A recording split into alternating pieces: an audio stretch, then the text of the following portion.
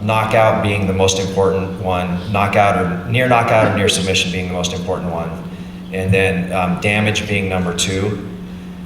Number 3 being ground control and striking combinations on the feet.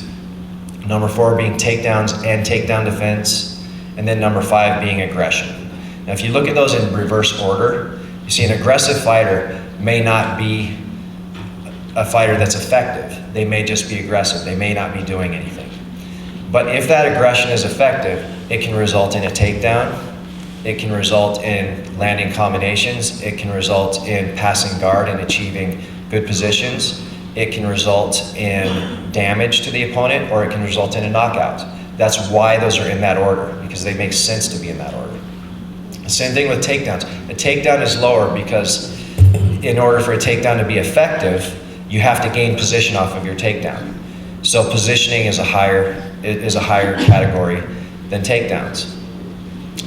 For if a takedown causes damage or nearly causes a knockout, then it's even closer to ending the fight. And that's what our judging criteria is to determine if what they're doing is effective towards ending the fight. And going again up in reverse order, if you've gained positions or you're landing striking combinations, but you haven't caused damage or you haven't nearly knocked them out or submitted them from those positions or from those combinations, then it's worth less than if you actually did.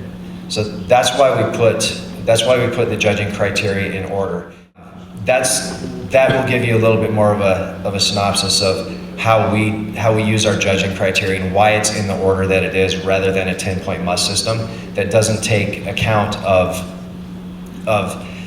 what the fighter's actually doing. A 10-point must system only takes into account that certain time period, and here's your score based off of that certain time period. It's a 10. Well, what reason is it a 10? And why can't I keep working to win this fight? Why is the next 5 minutes exactly the same, worth 10 points? Okay? When two fighters are actually trying to break their opponents down to end the fight, there's certain things that are going to occur in the fight, and it might take longer. If two fighters are more evenly matched, it might take longer for those things to occur. So judging criteria should reflect how these fighters are actually trained to fight and what's actually going on in the fight, rather than just randomly saying, okay, 5 minutes, 5 minutes, 5 minutes, here's 10 points, here's 10 points, here's 10 points. It should say, well, did you nearly knock them out during this fight? How many times did that occur? Did you cause damage? And on down, which our criteria addresses. Okay, big hand again for Matt Hume, ladies and gentlemen.